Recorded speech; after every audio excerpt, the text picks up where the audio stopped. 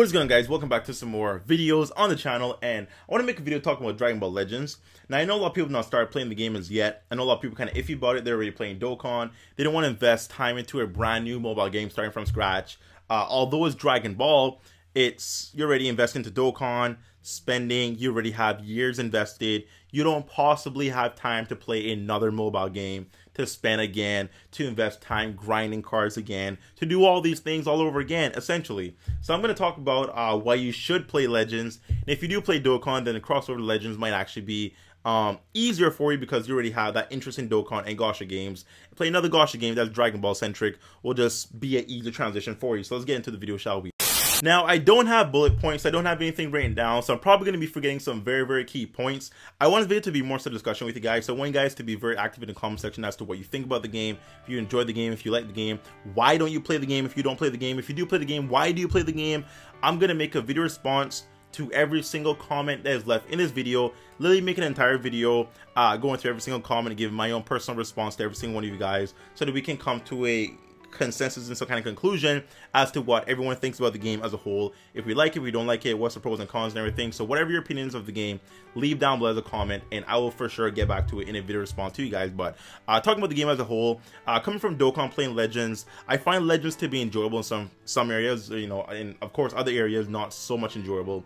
I'm going to talk about the bad and then I'm going to talk about the good. So the bad for me, every time I go to PvP, it's very difficult to find a proper match because most likely I'm going to fight just the default team.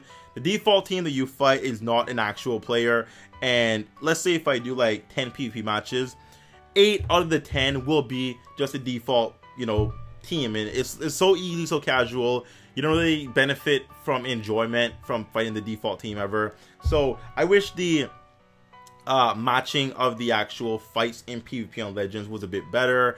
And there's some cases where I would match with an actual player and I have level 1000 plus well, not plus, but like I have level 1000 characters, level 900 plus characters, and for me to match with someone that's like level 100 characters, level 200 characters, obviously I'm going to decimate them like that. So it's not fair. So I wish they would try to find ways to work around that and make things a bit balanced to where, okay, if I have level 1000 characters, then I'm gonna match with someone that's at least level 850 plus. That way, you know, 850 plus can still be level 1000 characters. It might be a bit of a difficulty, but not too much because levels are so similar. So that's the one thing I don't like about the PvP matching. Something else I don't like, I guess I should say, is just how basic every single character's gameplay is. For example, you know, every character has the same blasting card, every character has the same striking card. Of course, the super attack cards are different because of super attack mechanics. Well, yeah, super attack mechanics and also super attack animation of every single card is different. Like Goku does Kamehameha, Vegeta does the Gal Gun, Piccolo does the special beam cannon. So the animation of the super attacks are different, but for the most part, the fighting style of the cards are relatively similar. So I wish there was a bit more diversity between the cards and how they all fight. But overall, it doesn't really bother me that much because I enjoy the game for what it is. And I'm not going to complain about things. I'm just going to accept them for they are and move on instead of just, you know, being bothered and just being, you know, pussyfoot about it. So yeah, now talk about what I do like. So what I do like is the summons, obviously. Every single day you get a discount. You get a 20 Chrono Crystal discount of a single on every single banner. So let's say right now on Legends there's 3 banners available. There's the new Frieza banner, there's currently the Broly banner still up, and there's currently the first banner with Super Saiyan Goku. Each banner you can get a discount of the 20 Chrono Crystal single. So you can do upwards of 3 singles a day for a discount on different banners. So obviously you have a chance to pull a sparking card every single day for 20 Chrono Crystals. A regular single would be 100, so you save 80 Chrono Crystals every single day from the discount. I love it. It's so amazing. Imagine if Dokkan gave you a 1 stone single a day as a discount every single day on every single available banner. You can literally do a single summon for 1 dragon stone, and if you pull an SR or an LR, it's the best summon you've ever done ever. Like, to pull an LR and SSR off of 1 dragon stone, that's crazy, that's insane. That's kind of what it is on Legends with pulling a sparking card with like 20 Chrono Crystals. Similar, pretty much the same thing, like pretty much.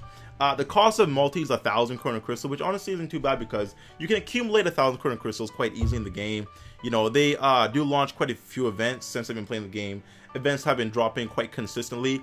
Every single event you can farm Chrono Crystals. They've extended story mode.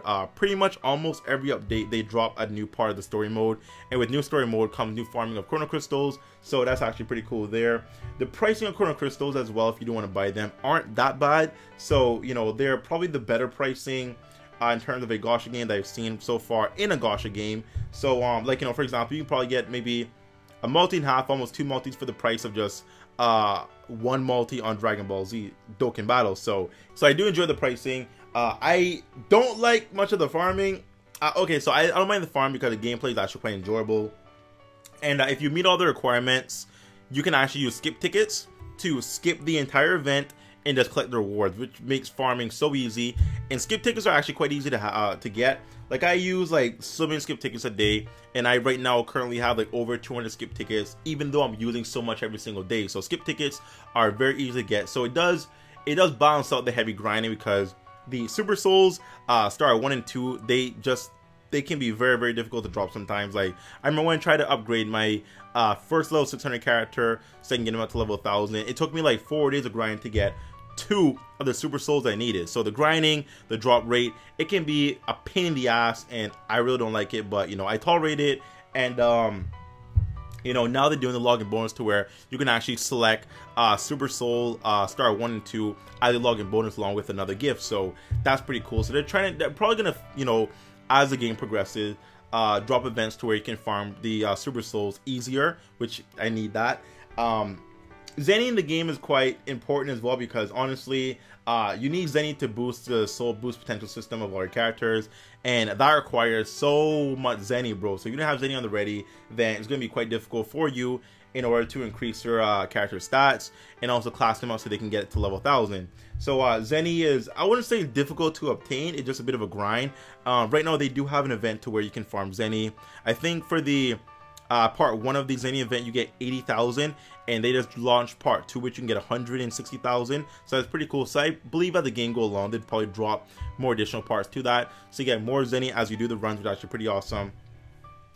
There are the silver equipment slot things that you can farm. Sell those for 10,000 a piece. So what I do is I'll farm quite a few of those, sell them, farm, sell, and I've gotten upwards of almost 2 million Zenny just from doing that in a day. So Zenny, although it's very important, although it's a bit of a grind, it's not the worst thing in the world, and I really don't mind the grind because skip tickets do make life a bit easier. And obviously the most enjoyable thing about the game, you know, beyond anything else, is obviously the summons. They have like 1,000 something animations, and they're all unique and different, and they have like they have the Spirit animation, they have Goku going Super Saiyan, they have Vegeta jumping in the Final Flash, they have the 7-star Dragon Ball scattering animation. They have so many animations in the game.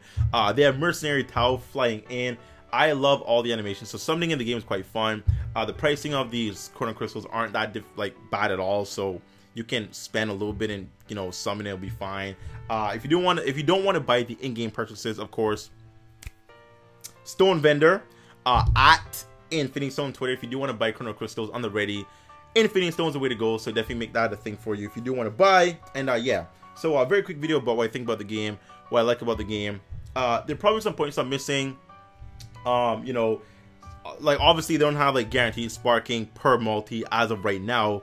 Dokkan just gave us a guaranteed SSR on both global and JP every single multi. That's gonna be forever, so probably gonna be a wait like quite a few years until Legends see that, if not maybe a year or 2 or something, because right now there's only like what 7 sparkings in the game or something, you know. So you know, guaranteeing yourself a sparking per multi is kind of busted, so that's not a thing.